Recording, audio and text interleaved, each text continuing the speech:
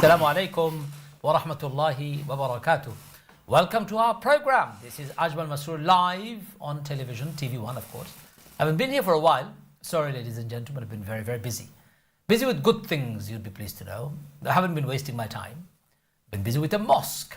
For those of you who don't know, I've started a mosque in my area in Southgate. Oh, massive project. Need your help and support, but we'll talk about that another time. Tonight we're discussing, what are we discussing? Food culture in Ramadan.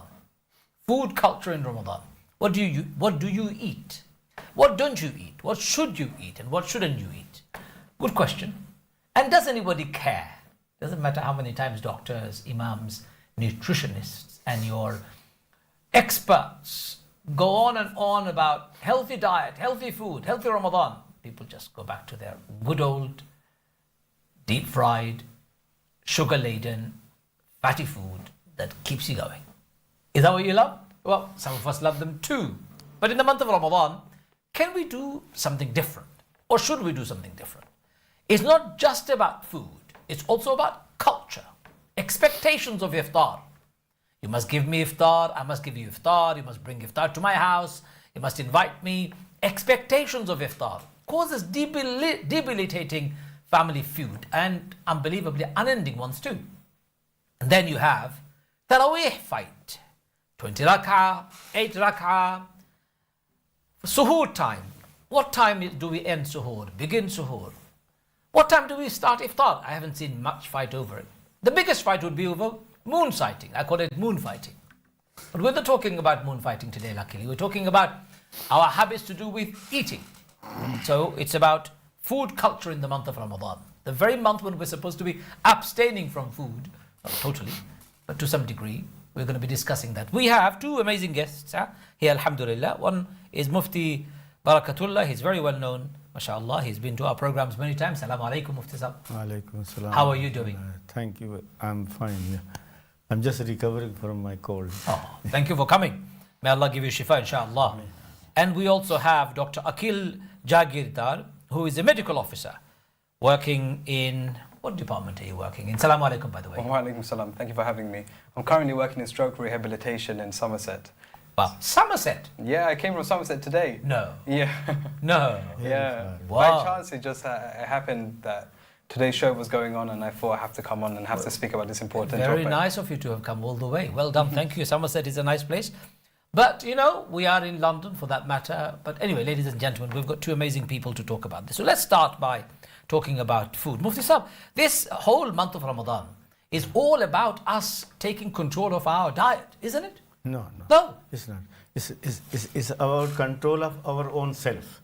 Self-control. I see. So as long as we learn self-control, not just in food, drink and other things, but our talk, walk and our behavior and our what we speak.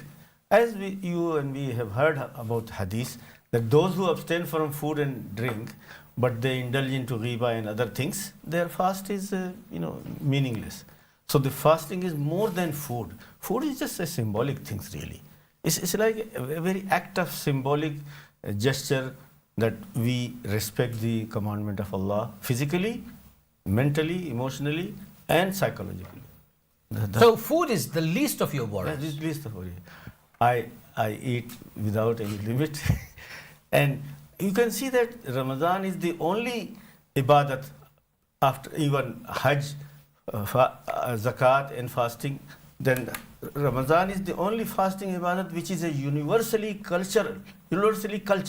It has made a universal impact and it is known across the globe and it is celebrated in so many shapes and form that it is its own phenomena. The cultural phenomena of Ramadan and the dawah, not just for the Muslims, taqwa, but interfaith activities, non-Muslims knowing and congratulating us and appreciating it is really a best Islamic ibadat which is universally accepted. It's a good PR exercise for Muslims. Yeah. Very, very interesting point. Dr. Aqil Jaigirdar, let me call you Aqil if that's okay with you. Of course. So, food and Ramadan. Yeah. How do you view it as a doctor? So Mufti Sahab brings up a good point that Ramadan is not just about food, but it's about the manner, the taqwa, the belief that you have during the time of Ramadan. But from a medical side, I can't comment on all of that because I'm not an expert in that field. I'll speak on the food side. As Asian individuals, Pakistanis, Indians, Bangladeshis, unfortunately, with the food side, we maybe even overindulge in the time of Ramadan. And my point or my reason of being here today is, how do we combat from overindulging? Sometimes people go through Ramadan and instead of losing weight, they put on weight. Now, we shouldn't see Ramadan as an opportunity to lose weight, of course not, but we should see it as an opportunity to get closer to Allah. And I believe one of the ways of getting closer to Allah is having a good balanced diet. Because if you, at the end of Ramadan, you see yourself as, actually I saw it as a time of staying away from food and eating great food and eating food from the neighbors, then you haven't really understand the full grasp of Ramadan. And also after iftar, if you're too tired to go pray your Taraweeh prayer, be it 8 rakahs or 20 rakahs, if you're too tired because you overindulge yourself, then of course you're separating yourself from the point of Ramadan. So my point today hopefully is going to get across to as many people as possible, to the Indians, Pakistanis, Bangladeshis, that let's eat within a remit, and you see that your Ramadan is a lot more fruitful than it has been in the past. So are you saying we can't have too many pakoras, too many samosas, too much biryani, too much this, that and the other, the indulgent food that we love in the month of Ramadan? Are you saying that? I'm not saying that. You know why I don't say this? Is because once I say you can't have no pakoras, or you can't have any samosas, you can't have any biryanis, then they say, oh, another doctor has come my way, another doctor is telling me not to eat this. You know what? I'm going to eat double. This is why with my patients, I never mention that. Today I had a patient, I'll give you an example. He said to me today, I can't sleep. I said, okay, you can't sleep. Why can't you sleep? And he said, I don't know, at 2 a.m. I fall asleep and then I wake up at 6 a.m. I said, okay, tell me how many coffees you drink. He said, I have 2 monster drinks a day and I have 6 coffees a day. I said, when's your last coffee? He said, 8 p.m. I said, okay. If I come to this patient and I say to him, you can't drink any more coffee, he said, get out of here, doctor. So I did the opposite. What I said to him, I said, instead of having your last coffee at 8 p.m., bring it back. Tell me what's a reasonable time. He said 5 p.m. I said, drink as much as you're drinking at the moment, bring it back the timing. So the same, coming back to the question, I will not tell people to stay away from pakora and samosas because this is part of the love in the Asian culture in Ramadan. What I will say is the way we cook it should be a bit different. But I would go one step further and say, actually, try your best to get rid of it from your diet. Now, that's a controversial statement. Even Mufti Saab will disagree with that. Is that right, Mufti Saab? You don't want me to tell people not to have pakoras. I enjoy pakora. You love it? Yeah. Will not give up, yeah. If you're going to be open to rebelling in this program, I've no hope. Ladies and gentlemen, what do you think of healthier Ramadan or healthier Ramadan, your food habit? So what we're hearing is actually indulge, but learn self-control. And the doctor here is saying, yes, indulge, but try and indulge by cooking the same food differently. Maybe that's a way forward. What do you think? What's your view about healthy Ramadan or different type of Ramadan? Instead of gaining weight, could you see yourself potentially losing weight? I actually do benefit from losing weight every Ramadan, and I look forward to it because it really makes me lighter. Though, that's because I'm very regimental with my food. But it doesn't make it any different. My experience is very, very good. I enjoy every day of Ramadan. I enjoy it amazingly. But does it mean I cannot control myself? Well, that's the question we need to explore. So, Mufti Saab, I'm going to come to you. Our communities have a very, very strong habit of grazing whole night. What do you mean? Being awake? No, grazing whole night, eating whole night. Oh, yeah. So they eat at iftar, they eat at after Maghrib, they eat before Taraweeh, they eat after Taraweeh, they eat before they go to sleep, they wake up and eat suhoor, and then they finish. So within a matter of 6 hours, they would have eaten 6 meals. I mean, that surely is not in the spirit of Islam. There are no side effects. It doesn't make difference. So, based on it, if it is healthy, little eating, it's like, I think the opposite of day. I can't eat much after iftar, you know. Well, that's you can't. I've seen people who eat so much they can't even move. As long as there is no indigestion, then that's fine. Is that good for you though? Grazing whole night? No, it's not. Because what you're doing is you're pumping your body, which was empty, your stomach, after, let's say, 15, 16 hours of fasting, your stomach has shrunk. And now you're pumping it with so much food. What is going to happen? Your body is going to say, I need to digest this food and I need to digest it fast. So it's going to pump acid. It's going to pump so much acid into your system that it's going to go up your esophagus. It's going to go up your food pipe and it's going to cause indigestion. How many times have we been in the prayer and Taraweeh prayer and you're standing next to an uncle or a brother and they burp and the food almost comes to you because this is the acid. They feel it in their prayer. And some people say the more you burp, the tastier the food was. Now, what a myth. Let's clarify that. Actually, the burp is the reaction to the acid.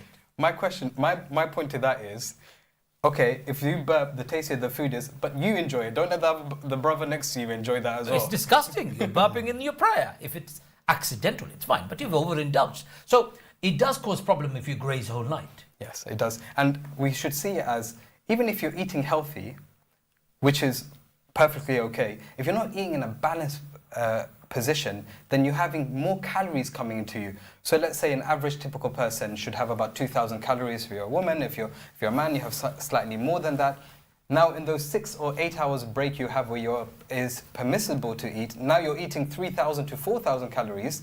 If anything, what you're doing is you're having this much calories and you're not going to do any physical exercise straight after it. What are you going to do? You're going to sleep. Yeah, of course. So what is going to happen? You're going to have acid reflux, you're going to have problems with your diabetes. If you already have diabetes, hypertension, your high blood pressure issues, you can have all of that. And remember, as Asians, we are already predisposed to all of these conditions. We already are going to be more likely to have diabetes and heart attack and high blood pressure. So we need to be in a position to control that. So my advice would be, have one after iftar, do not indulge straight away. I would say, take a little break. So you have your dates, you have some fruits, go pray your Maghrib prayer. When you come back, you'll see that automatically by having that high intense sugar rush from the fruits, from the dates, you're already slightly full. So you're not eating with your eyes, you're eating with your stomach now. You need to change, that's the mentality I say that. This is interesting, eating with your eyes, right? Yeah. This can't be good, even spiritually, because you're supposed to learn self-restraint. If your eyes are overindulging, you will eat more. So there is some cultural problem that we have confined our women and encourage them to cook more and more varieties. In the month of Ramadan? In the month of Ramadan, especially. So especially if you go to the supermarket, Mufti Sahab, there are lines and lines of Ramadan special. Yeah. You know, the flour, the others are also imposing on us. Yeah. The others. It's not imposing, it's because we want it. That's why they're putting it up. There is a demand. So it's bad for the wallet as well if you eat with your eyes, because you'll see that you're buying all these great foods and now all supermarkets know about Ramadan. Yeah. So their packaging is amazing. They're coming out with Ramadan special 2 months before, undercutting everybody else. No local shopkeeper can keep up to it. Anyway, Islamically speaking, surely we have to take some control. Prophet ﷺ's hadith, one third. Yeah. That is the healthy. That means healthy. That means not exactly measurement, but whatever your body can cope and whatever your other activities can cope. So if you don't have 20 Taraweeh is enough to digest. I thought. Well, it depends. Depends on which speed you do your Taraweeh at. You know, there are mosques still do 100 miles an hour Taraweeh. But it is important, isn't it, to have the balance on your one third. One of my doctors said to me, so how do you, a non-Muslim friend of mine who's a doctor, so how do you know when it's 1/3? He was just asking me. I said, I know. As soon as I feel slight stretch of my stomach, I stop. Yeah. Because that's when my stomach naturally does not need any more. Any more than that is more than 1/3 as far as I'm concerned. And when I can stop before it is stretched, I believe I'll be healthy. So I say to people, yes, eat of course and enjoy that which is halal, but 1/3 may be a good formula. Is that right according to medical doctors? 100%. I think what tends to happen is that people put science in one place and Islam in another place, but actually they go hand in hand. The science and Islam, I've always seen in my medical expertise that they go hand in hand, and the 1/3 rule is a perfect example of that. You know yourself when you're full. You know how much food is going into your system. Once you know that you've had enough and that is the baseline you need, you should stop there. And then if you are hungry afterwards, then you can have another food. But if you stop at that point and say, this is my meal and this is how much I'm taking, this is over. I will give a good tip of how to eat less during Ramadan. Yeah. I'm not saying eating less in Ramadan, by the way, is the best option. I'm saying how to commit yourself not to eat more than you have to eat. Right. Is by when the food is on the table and your plate is empty, do not take everything on the plate and then put it on your plate straight away. Don't take everything. Take as much as you can for a first serving. Once you're finished, take a second serving, take a third serving. You will see by the second or the third serving, you're actually eating less than if you had put all the food on your plate in the first go. So that's another good tip I suggest to people. But of course, if you put so much food on your plate, surely you would be wasting. And wasting is not an Islamic thing to do. Yeah, I think in our culture, we are very conscious of wasting or not wasting.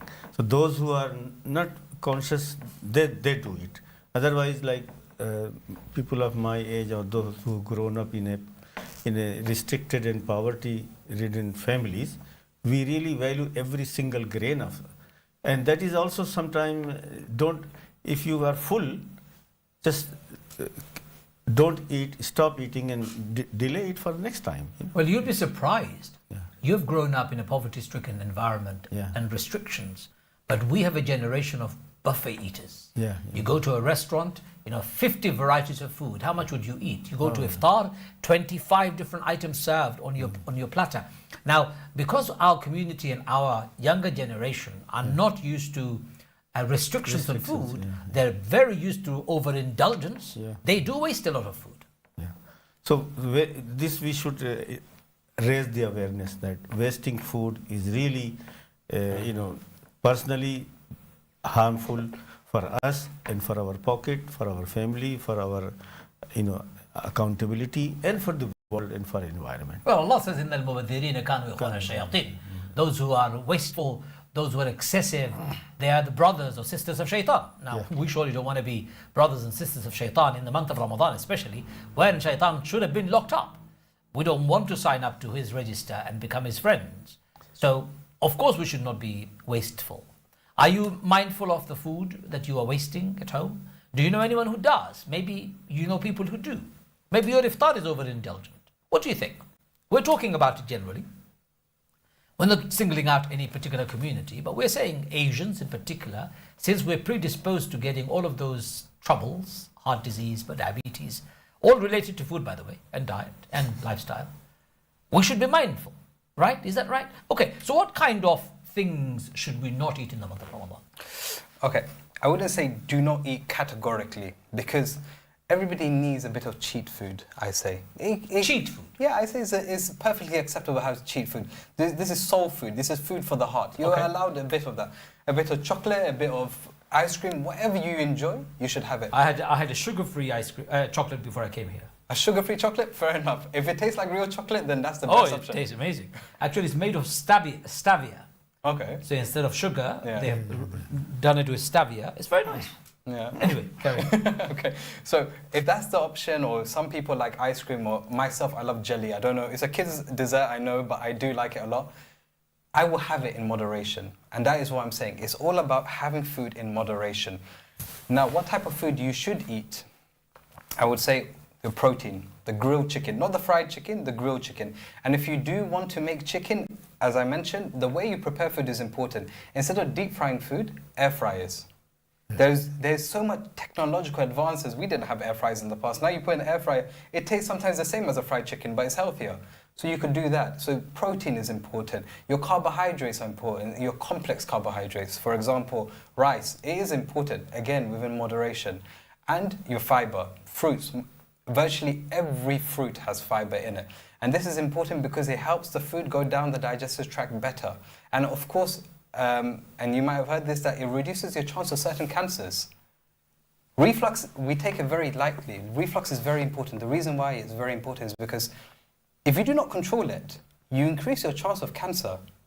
But we don't see it as the same as that. We say it's a bit of reflux, don't worry about it. We have a bit of Gaviscon and that's fine. If you do not control it, it increases your chances of cancer. So what you put in your body has a direct impact in what type of conditions you're going to have in the future. Well, that's what Prophet said. The worst vessel children of Adam can fill is their stomach. So let's say your medical science and Islam go hand in hand, as you said earlier on, Doctor. It's very important. Ladies and gentlemen, what are your thoughts? Are you thinking, oh my God, this Ramadan is going to be boring now that we've heard this particular discussion? Or can you make it more exciting by cooking differently? There is a sea of change in our community already. I'm witnessing it. I get invited, unfortunately. I don't get to visit everybody. But I do hear people eating a lot more salad nowadays. A lot more varieties of healthier options for food rather than the old indulgent. I remember our suhoor when I was younger. Oh my God, my dad and my mum and us when we were younger, we used to have 3-course meal, rice, 2-3 dishes of curry, full meal with dessert, with mango, with cream, with milk. I don't know how we survived, but the people did, and it doesn't happen anymore. Though some people do. The elder generation still do. I know my father does still. He wakes up in the morning and he needs to have his rice and curry and his mango and milk and rice and everything. Oh, for suhoor? For suhoor, Even now? Even now, because my old generation, this is how they grow up and they have to maintain it. And I'm there with my suhoor time having maybe 2-3 dates and some fruits and a bowl of porridge. But it's very important. The importance of suhoor, personally, I would say, now you can go to the other extreme. It's not just overindulging, it's underindulging, where you're not giving the right fibers and the right protein and the right carbohydrates in your body because you think food is completely bad. But food is not bad because myself and Mufti, we were talking about before, iftar is a reward you mentioned in the dunya. The iftar. Lisaim farhatan. One is in the day of judgment, one is at the fair. So, enjoying or taste of food is one of the reward of fasting. It's like psychologically, we enjoy 3 or 4 times more same food outside Ramadan or without fasting. You can't enjoy that deep indulgence into the same food. Tastes better. Yes, because you've kept it awake, longing for a whole day. So that is one of the really immediate reward of fasting. That your enjoyment level is in economics is called gratification level, or utility level is high. Yeah. And how about suhoor? Would you advise? No, suhoor. I think I just take cereal. Really, I can't. But is it important to have suhoor? No. It's just the water is suhoor. Just having a sip of water. But you have to take something before you start your fast. Yeah. Something water is also sufficient. Yeah, a glass of water, a glass of milk, if you have a date, whatever you can. It's just really to make us a habit of getting up at that time. Yes. Otherwise, I know many people who would like to sleep rather than eat. So it's just like a change of total lifestyle. And it's very strange, isn't it? Human beings prefer to sleep over eat. Yeah. I myself. That's very strange, isn't it? Yeah, but my medical advice would be, suhoor time, you should get up and have a small, even if it's 2-3 days, I would advise you to have 2-3 days because it will keep you going. You will feel the difference. So every Ramadan, what I like to do, I like to change up my diet. I like to add something new or take away something, and I like to experiment. So last Ramadan, what I did is, instead of having those meals for suhoor, I had 2-3 dates and some water. I found my energy levels was much better. I woke up, I felt fresh.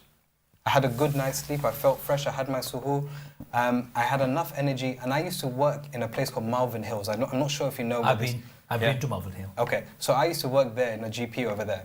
And I used to travel from Worcestershire, so Worcester to Malvern Hills, and I used to cycle it. Wow. It was a 9-mile cycle up hills, Malvern Hills, and coming back. In Ramadan, I used to do 18 miles of cycle every single day, and the most energy I used to get was my 3 dates in the morning. But it got me through it. 18 miles a day cycling. I just felt as a different person. I was a different person with my patients. People think that when you're fasting, you're groggy. I don't know why. When the fasting time starts, when Ramadan starts, everything just changes for me. Well, it's about mindset, isn't it? You're altering your mind. You're welcoming Ramadan in your life, and you're really preparing for that amazing experience. I really like this less eating Ramadan habit, because I also find the same thing. When I eat less at suhoor, and most of the time I do, I feel very healthy, very awake, very alert. The more you eat, the quicker you become hungry, because you've expanded your stomach. And once it's digested, it wants more food. It's natural, isn't it? Just the way our body is made. So, ladies and gentlemen, we've talked about some aspects of food, what food you should not be eating or should be eating, and how you should indulge or non-indulge, but be in control. That's the most important thing.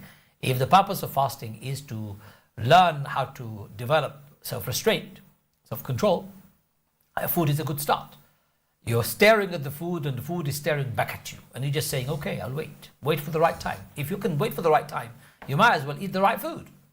What is most disgusting, and I'm sorry to use this word, it's most despicable habit, is when I see people breaking their fast with cigarette. Oh, yes. They quickly have a date and a glass of water, and they run to have a cigarette outside just before even praying Maghrib. It's the most despicable habit that you can think about. And I say this to our community very openly. If anybody in your family smokes, throw their cigarettes in the bin, please. I'm telling you to do it. Don't wait for them, because an addict won't do it. In the month of Ramadan, throw them in the bin, even if they get upset. Don't blame me afterwards. It's the only way you can help them. Anyway, we're going to take a break. When we come back, we're going to talk about some other cultural expectations that really causes trouble in our community. Things to do with iftar, giving and taking. I don't understand it myself, but hey, let's understand and expand on it when we get back. Don't go too far away. Assalamu alaikum wa rahmatullahi wa barakatuh.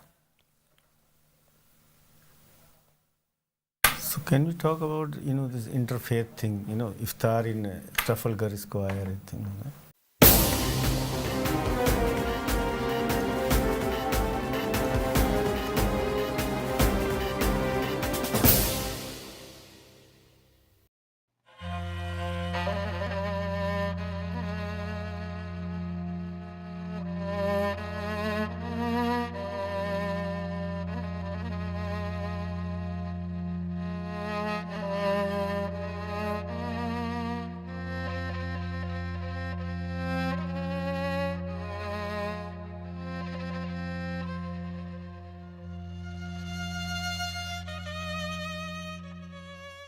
This is a 30-second ad.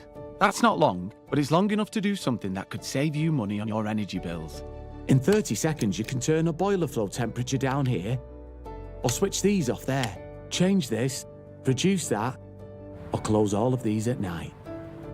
Each one you do will be 30 seconds well spent. They all add up and could save you money. Visit gov.uk/save energy for more energy saving ideas.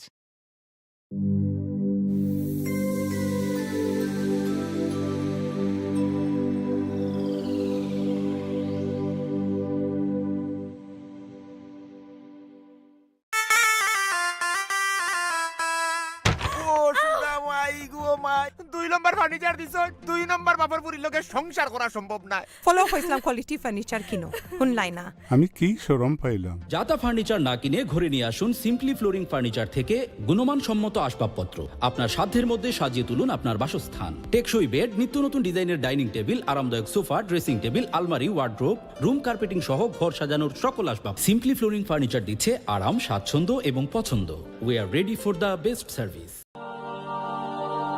তাঁর সারা জীবনের স্বপ্ন মানুষের সেবা করা এই লক্ষ্যে সম্পূর্ণ পারিবারিক অর্থে 2003 সালে প্রতিষ্ঠিত হয় জমজম বাংলাদেশ গত 15 বছরে তার এই মানব সেবার কাজে এগিয়ে এসেছেন আরও অসংখ্য দানশীল মানুষ শুধু সিলেটের বস্তিগুলোতেই প্রতিষ্ঠিত হয়েছে 100টির বেশি স্কুল কয়েক হাজার মানুষ কাজ শিখে এখন নিজের উপার্জনের সংসার চালায় গর্ভবতী মহিলা সহ হাজার হাজার মানুষ বিনামূল্যে চিকিৎসা পাচ্ছেন বিধবা মহিলারা পাচ্ছেন ভাতা তাদের সন্তানরা বিনামূল্যে স্কুলে পড়ছে ধর্ম বর্ণ নির্বিশেষে এই সেবা পাচ্ছে এখন লক্ষ লক্ষ মানুষ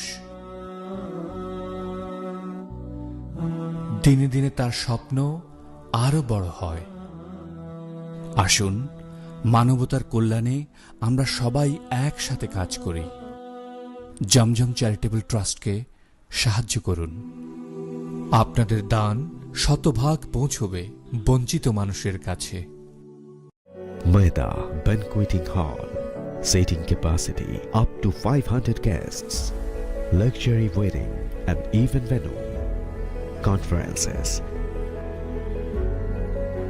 corporate events, exhibitions.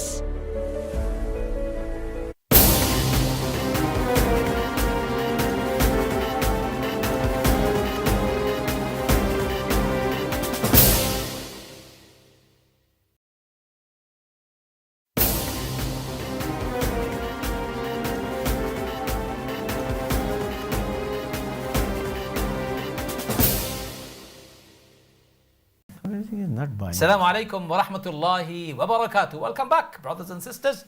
We're talking about Ramadan food culture. Culture of food in Ramadan. Of course it is the month of indulgence. No, I'm sorry, that's wrong. It's not month of indulgence, it's month of blessings, month of mercy. And month of learning self-control. That's what Ramadan is about, right? So we've talked about food, and we're going to be talking about food a bit more.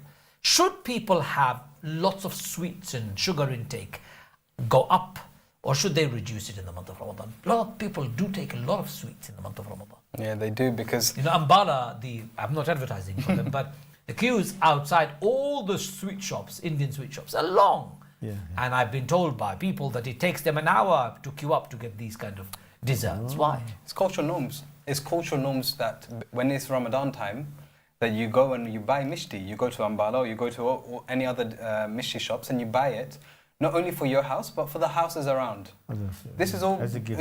As gift, exactly. This is all cultural norms. Why don't we change the culture this year? Why don't we bring fruits? This is my point. Culture is great and it's fantastic and it gives us identity, but it doesn't mean every aspect of it is fantastic. I'm not saying don't give mishti at all, but you don't have to only give mishti. It doesn't mean that the gift is any less if you give anything apart from mishti. You can give fruits, you can give mangoes, pineapples. These are great alternatives. And there are many more alternatives. Because well, people are saying, okay, we won't give Indian sweets, we'll give the Arab ones, baklava. Even worse. Sugar drenched. Yeah. You can take one and you can drink the sugar in your cup of tea probably for a month in one of those pieces of baklava or barfis that you love from your sweet shop. So the idea is, you're saying, give gifts to your local people, of course, your neighbors, your families and your friends, but try and change that gift to fruits, something healthier, dates. Do you know how many calories one piece of baklava has? Just guess. I have no idea. 1,000 calories? No, a bit less than that, about 300 calories.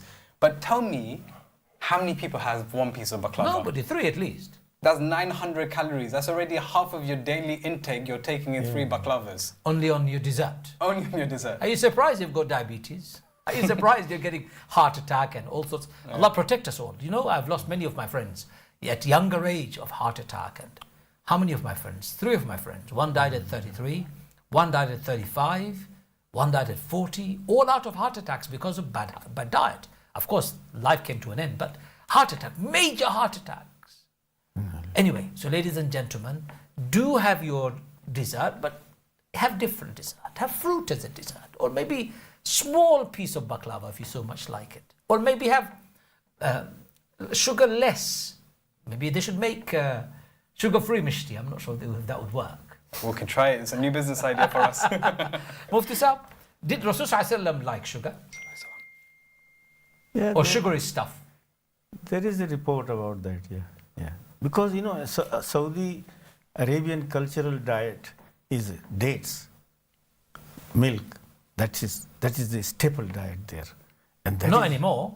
No, at that time, because of poverty. Yes. But our Prophet ﷺ did predict that what about those times when you will have multiple dishes, one dish being put down and other dish being prepared. So multiple dishes culture was conceived at that time also as a sign of affluency. Affluence, opulence and wastefulness. Of course, yeah. I mean, here in UK, alhamdulillah, we are very conscious. So if we have extra, we can share with our neighbors. Ramadan, extending the Ramadan culture beyond our private houses to neighbors, to non-Muslim, to friends. I mean, our culture was to invite the fasting people, but wallahi, a non-Muslim, if he shares with us a fast, he will learn a lot and understand a lot than the reward of fasting. In my college days, when I started college, I was 16, 17 years old. One college friend decided to join me in fasting in the month of Ramadan for 30 days.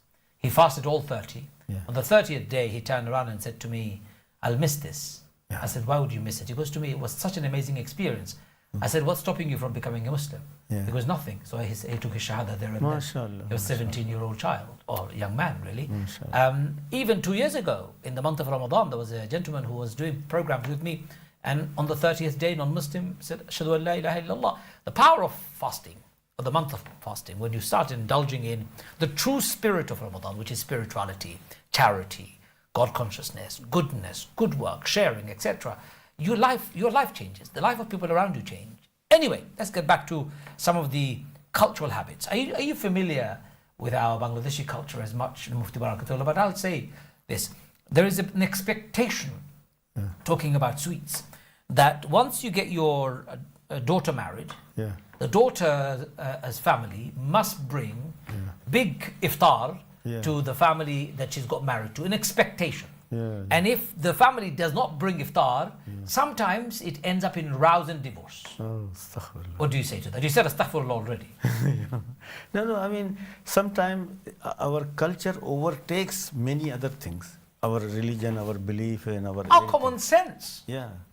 So, I mean, culture treading into the feet of the religion and other things, it should not be culture. Cultures are human constructed, yeah. So they should be like, they're treated as it is.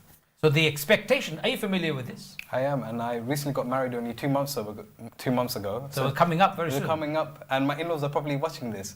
But this is why I want to mention that. Do a disclaimer saying, I don't want an iftari for you.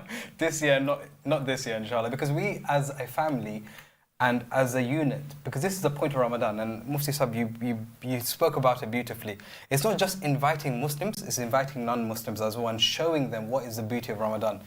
And as mentioned before, cultural norms is going to be present, because it's from the last generation as well. But I have a philosophy, and I have a hypothesis that within the next generation, things are going to change dramatically a lot.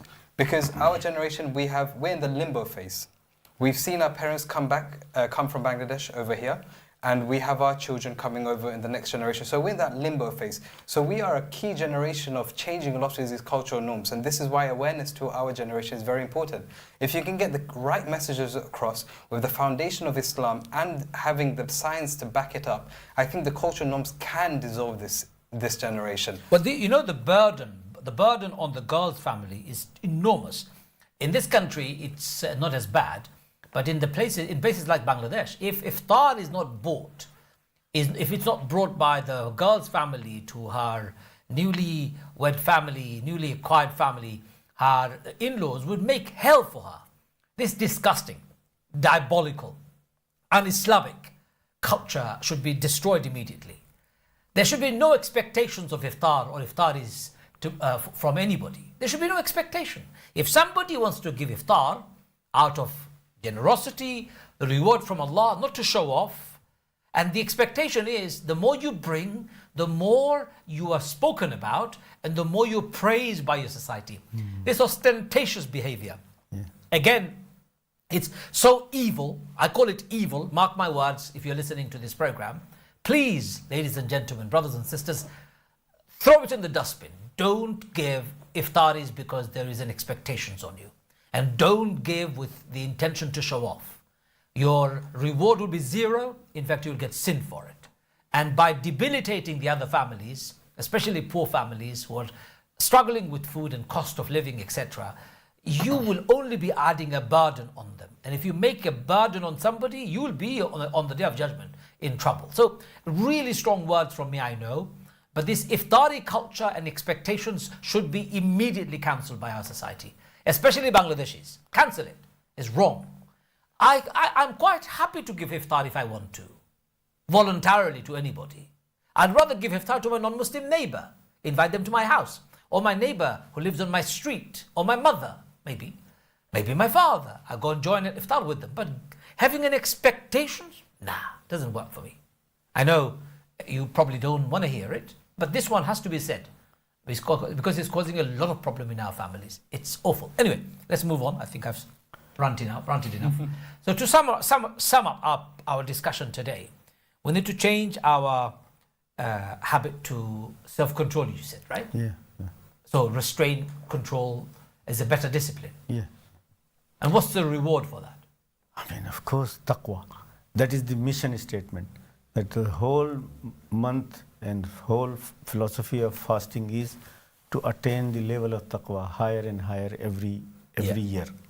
And alhamdulillah, I mean, it does indulge into the real ikhlas in taqwa. Mean, nobody can fast cheatingly. Yeah. By definition, it doesn't exist. You can't fake it. Yeah. So it teaches us so sincerity that is the heart of taqwa, really. And the things you are ranting against is against taqwa. But I really congratulate the youth of UK. All the Muslims in UK are regenerating a new Islamic culture, which can be exported to Muslim countries. I mean, I can give you half a dozen different examples: halal certification and Islamic finance, and all sorts of things are being done here, which is really like a composite and good culture, and it should be. It's so professional and excellent that it should be copied in the Muslim land. So I think if you are saying this to from the people, relatives here, if they say it, they will listen to it. And don't send money for iftaris. Yeah. Because demand comes. Oh my, I've got to take the girl's family iftari. Can I have this amount of money? No, you're not going to have any single penny from me. Yeah. I'd rather feed the entire village, if I can, as a gift, not expectations, as my sadaqah, than meet this cultural demand. Thank you very much, Mufti Sahab. Very good, well put. And what's the basic summary from the medical perspective? My medical summary is going to be very simple and basic, which is, yes, you can indulge yourself in certain limits. It's not about cutting fat food. That's not indulgence, is it? Well, it's indulgence to the extent of the mind. Okay. The indulgence of the mind is, you think that to do good, you need to cut out everything that is bad. Actually, that is not the truth. The truth is that you need to limit yourself and have that resistance against certain desires. And that is a part of Ramadan as well, where you're keeping yourself away from, let's say, slandering and XYZ. It's also in the food as well. During the evening, during the iftar, do simple habits, try cook the food differently. Do not plate your food before your first plate. Try to take it in portions and you'll see a difference. And if you don't see the difference in 10 days' time, then you come back to me, you tell me, because I promise you'll see a difference. So you're proposing everybody should change their deep fryer to an air fryer. Yeah. One of the points, yes. I think I remember that. I think we should start selling air fryers here. Should have bought a pile of it today. Yeah. Probably would have sold a lot. Use my promo code. Well, Dr. Jaigirdar, that's the promo code. You'll probably get more. You'll probably have to pay more because you'll think, Dr. Sabi can afford more. Ladies and gentlemen, we can talk about all things until cows come home. But ultimately, what is it that we're teaching our children in the month of Ramadan? What message are we giving to the society which is wider? That Muslims eat more in this month than any other month? That's a terrible message, isn't it? Muslims gain more weight than any other month? That's an awful message. I know I used to love waking up and joining in iftar because the food was special. Yeah. Of course, it's an amazing thing for children. Keeping that together. So what I'm trying to finish the program on is that in the month of Ramadan, try and spend more time with your family. Every day, even if you spend half an hour extra with them, pray with them, read the Quran with them, reflect with them, break your fast with them, wake up to eat suhoor with them, all of that you will cherish when you grow up, and your children will remember it. They will remember this as their cherished memories. We woke up 3 o'clock in the morning, mommy, daddy, and brothers and sisters, we were all looking starry-eyed, groggy voice, half awake, half asleep, but we still ate. We still laughed and joked, and we went to sleep next. And prayed and read the Quran and listened to the... So I'm saying there is a lot to be gained in the month of Ramadan if we can bring about that cultural shift. It's not just about iftar, it's not just about suhoor, it's also about communities coming together. How many of you would be inviting non-Muslims to your houses for iftar? Let's take a call and see what the callers have to say. We're coming to the end of our program. Our callers have been asleep. Let's see who is waiting online. Hello, Assalamu alaikum. Yes, Assalamu alaikum. Caller, Assalamu alaikum. जी वालेकुम अस्सलाम रहमतुल्लाहि व बरकातुहू. How are you? জি আলহামদুলিল্লাহ ভাই আমার একটা প্রশ্ন ছিল রমজান সম্পর্কে. জি বলেন. জি মানে মানুষ বলে আর কি যে রমজানের মধ্যে যা কিছু ইচ্ছা আপনি খান কোনো সমস্যা নাই, এটা বরকতময় মাস, এটা অন্য সময় খেতে গেলে কোনো সমস্যা হইতে পারে, কিন্তু রমজান মাসে যা ইচ্ছা তাই খাও, কোনো সমস্যা হইবে না, এটা ঠিক আছে কিনা একটু জানতে চাইছিলাম. আপনার কি মনে হয়? না আমি তো মনে করি ঠিক না, আপনি তো একটু ডাক্তার সাহেব আছেন, মুফতি সাহেব ডাক্তার জিকাইব ইনশাআল্লাহ। আপনার জিকাইলাম কারণে যে আপনি যে একটা প্রশ্ন করছেন যে তাই চোতা করো আর খাও, এটা আসলেও যুক্তিসঙ্গত কথা হইল নি, প্রশ্ন হইল না। Thank you. Let's ask this question. So this brother is asking in Bengali, there is a culture in Bangladeshi culture which is eat whatever you like in the month of Ramadan. It's a blessed month, you'll be fine. Oh yeah, How that's true? forgiven. Yeah, it's How forgiven. true is it? It's not true or not false also, really. I can't. But if you overindulge, you'll have medical complications. So that is you are like you should not harm yourself. Yes, exactly as the the point. Quran says. So anything which is harmful to the health immediately or long term should be avoided. Yeah. What do you say medically? I say medically, if you now put yourself in a position where you were eating normally, but because you've now understood this and think, okay, since I am unaccountable for what I'm eating, I'm going to overindulge myself. And by overindulging yourself, you never had high blood pressure, then you have high blood pressure. You never had reflux, now you have reflux. Then the answer is basic. The answer is straight over there. It's, yes, you should be able to eat, but do not overindulge where your stomach is telling you. And as it goes back to the third rule, do not put yourself in a position where you're overeating and you know that your body cannot take more, but you are taking more. I would say medically, do not do it. Because your body is there, it has limits in place and you know what your body limitations are. The second you take your body limitations away and you say, no, it's a month of Ramadan, therefore I can eat as whatever I want, and then 1 month later you found out that your blood sugar levels are sky high, your blood pressure is sky high, you're on new medicines, then the only problem it's going to have is going to dishearten you. Yeah. So logically speaking, it's not a good thing to do. এটা একটা ভুল কথা, বোকামি কথা, যে আমরা রমাদানের কারণে যতটুকু ইচ্ছা ততটুকু খাইতাম পারবো, অথবা খাওয়া ঠিক আছে, রং কথা। আমি বাংলায় আপনারা কইলাম, যেহেতু আপনি প্রশ্ন করছেন, যারা এটা বিশ্বাস করেন তারা বোঝানোর দরকার যে এটা আসলে রং। খাওয়ার মধ্যেও লিমিট আছে, আমরা প্রত্যেকটা জিনিসের অ্যাকাউন্ট দেওয়া লাগবে আল্লাহর কাছে কিয়ামতের দিন। Now we have to answer on the day of judgment. This idea that you can eat anything and overindulge or indulge as much as you want in the month of Ramadan because it's Ramadan is false. It's not true. If you harm yourself, your body, your physique, your health, you're harming yourself. That's against Islam. Very spirit of Islam is being broken. And last and the final thought about bad habits. People have lots of bad habits that they can get rid of in the month of Ramadan, right? I'll tell you one that you should definitely get rid of. You mentioned one with smoking. I'm going to say the second one, which is fun. You know, after betel nut, pan, whichever word you use in your language. After a good meal, they feel like you haven't eaten a good meal, you haven't digested the food unless you have fun. This is incorrect. Because why? Why do you have it? Because you're again increasing the gastric juices. You're causing more reflux. And also pan is not good for you because it can give you mouth cancer. So these are things that we need to stay away. I wouldn't say stop every bad habit in the world and become, this super person in just 1 month. I'm saying choose one habit. Just choose one habit. And if you give it up every year, one habit, eventually most of your bad habits will be gone. Yeah, inshallah. I like this idea. I hate pan. I hate it. It stinks. Those who eat it next to me, I really don't like the smell. And also, it makes your teeth red. Why would you want to have red teeth? And then it causes mouth cancer. You're ingesting food. It's not even food. I don't think animals would even eat it. So in the month of Ramadan, if you can give it up, please, give it up for good. Smoking, don't eat pan, no more, end it. I told this to my mother. I was joking with her. I said to my mum, can you check your teeth? She goes, why? I said, look at the mirror. She looked at the mirror. I said, what color is your teeth? She goes, why? I said, look at my teeth. She goes, yours is white. I said, what's the difference? She goes, you don't eat pan. I said, then you do, mum. And she was so upset, she gave it up. 20 years ago, she's never touched it. MashaAllah. So, bad habits you can give up from your food habits. So, pan is one of them, smoking is the other, any other bad habits that you have. It's the month of changing your habit. This is the beauty of Islam. For you to change any habit, you need 21 days of repetition.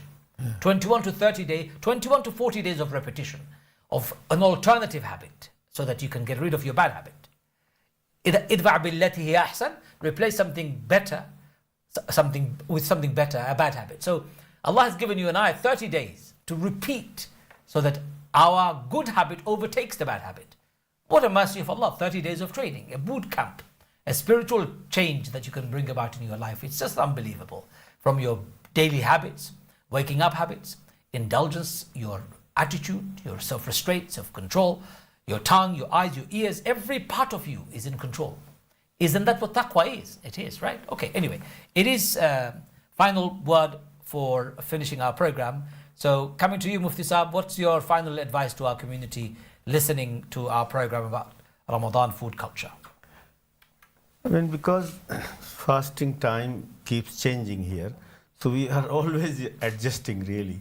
So it's really a race against it. So we should really always be thoughtful about our spirituality, about our health, and our social connections.